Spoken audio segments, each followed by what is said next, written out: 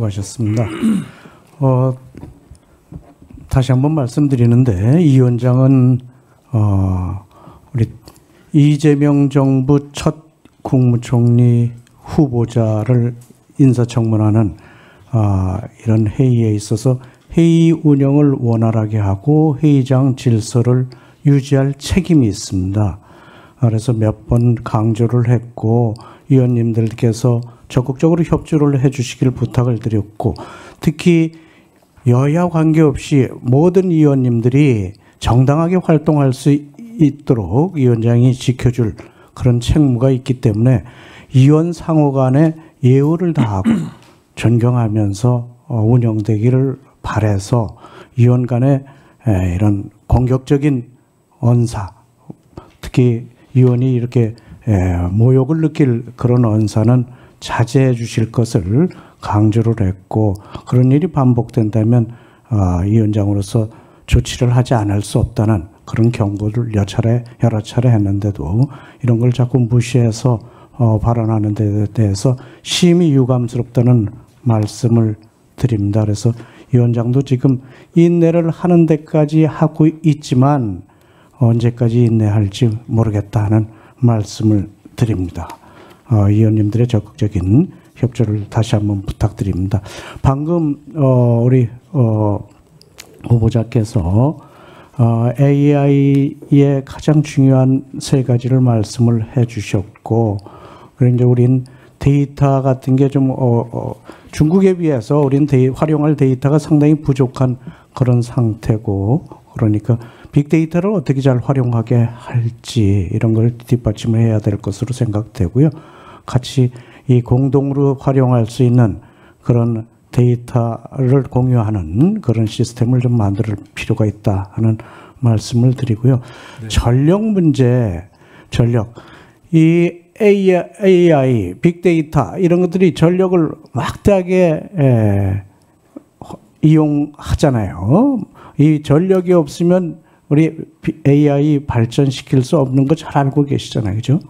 그래서 11차 전기본에서도 2038년 목표로 해서는 2023년 대비해서 한 20%는 더 필요하다. 그렇게 해서 지난번에 통과를 시켰던 그런 내용도 있는데요. 지금 이 전력 문제에 대해서 어떻게 지금 해나가는 게 좋을지 우리 후보자께서는 어떤 생각을 가지고 계십니까? 말씀 주신 대로 AI 시대에는 어떤 의미에서는 초전력 수요 시대다. 저는 그렇게 생각을 하고 있습니다. 전력에 대한 절대 수요가 높아지는 시대이죠. 이 문제는 어떻게 전력을 확대된 형태로 유지할 것인가의 문제와 함께 구조적으로는 우리나라의 경우에는 수요와 공급의 거리 문제를 어떻게 해결할 것인가 하는 그런 구조 문제도 존재하고, 현재 있는 한전 등 각각의 운영과 적자 문제 등등도 있어서 여러 가지 고민이 있는 것 같습니다. 특별히 거기에 경기도의 이 반도체 관련된 이 핵심 지역들을 어떻게 전력을 안정적으로 공급할 것인가 하는 문제 등등을 포함한 여러 가지 사안들이 있어서 새 정부, 특히나 AI를 다루고 또는 산업을 다루고 또는 전력을 다루는 그런 부분들이 복합적인 고민을 해야 할 것이라고 봅니다. 대통령께서는 이 문제에 대한 특별한 관심이 있고 AI, 전력, 지역균형 발전까지를 연계해서 풀어나갈 에너지 고속도로라는 구상도 또 갖고 계시고요. 등등 그렇습니다. 그래서 이 문제는 아까 아마도 위원장님께서 질문 주신 배경에는 사실상 에너지 믹스 문제를 어떻게 할 것인가라는 문제의식을 조금 담고 계시지 않을까 이렇게 짐작이 되는데, 말씀 주신 대로 11차 전기본에서의 정리된 내용들이 과거 같으면은 그 구성에 대해서 어떤 정책적 입장의 차이에 따른 논란이 길어질 수 있었던 것인데, 그것이 지난 국회에서 일정한 상호 양해하에서 이루어진 것으로 인지하고 있습니다. 네. 그렇게 된 과정에 대해서 당시 당 대표를 포함해서 당의 지도부에 있던 사람 중에 하나로서 인지하고 있었던 상황입니다. 네.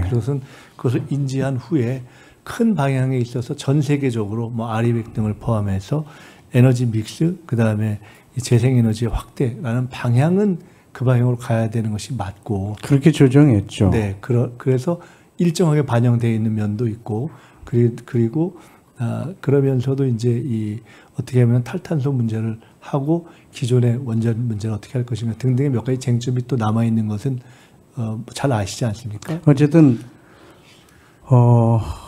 정부에서는 이 AI 발전을 위해서 값싸고 안정적인 전력을 공급을 해줘야 될 책임이 있다. 그렇게 동의하십니까? 있습니다. 그렇습니다. 그래서 이제 전력망도 중요하고요. 네. 또 에너지 믹스도 중요하고요. 그 에너지 중에서 우리가 장점으로 두고 있는 원전도 저는 우리가 적극적으로 추진을 해야지 되고 신재생 에너지도 늘려야지 되고 뭐 이런 거에 대해서 동의를 하십니까? 네, 그 각각에 대해서 현실적인 필요성을 이미 이해하고 인정하고 있는 인식이 지난 대선 기간의 각각의 정책이나 공약이나 또는 11차 전기본에 대해서 사실상 이해하면서 그렇게 통과되는 것을 인지한 상황을 종합적으로 보시면은 그렇게 보고 있구나, 이해하고는 있구나. 이해하고 그렇게 추진을 네, 하고 문재인 정부에서는 탈원전 한 거 잘 알고 계시죠? 그런데 이제 탈원전 가지고는 우리가 앞서 말씀드린 값싸고 안정적인 전기 공급이 불가하다. 저는 그렇게 생각하고 있는데 동의하십니까? 네, 다만 그 에너지 믹스에 또는 재생에너지 증가 확대 방향이라는 방향 자체에 대한 또 문제의식도 여전히 유지되어 있다는 것들도 또 이미 말씀드렸기 재생에너지는 확대해야지 된다고 제가 얘기를 드렸잖아요. 가장 지혜로운 비율과 방안 문제에 대해서 어떻게 할지를 아마 정부 또 새로운 기후에너지부로 재편될 환경부 또 산자부 등등 해서 논의를 세계적으로 탈원전했던 대표적인 나라 이태리라든지 뭐 스웨덴, 벨기에, 덴마크, 뭐 심지어 일본도 그리고 미국도 지난번에 발표한 거 보니까 현재 94기인데 앞으로 25년간 300기를까지 늘리겠다. 발표한 거 보셨죠? 네, 각국의 그 에너지에 대한 정책의 방향의 변화 이런 것들을 면밀하게 원전으로 값싼 있습니다. 원전으로 많이 바뀌고 있는 현실 좀 잘 이해를 하시고요.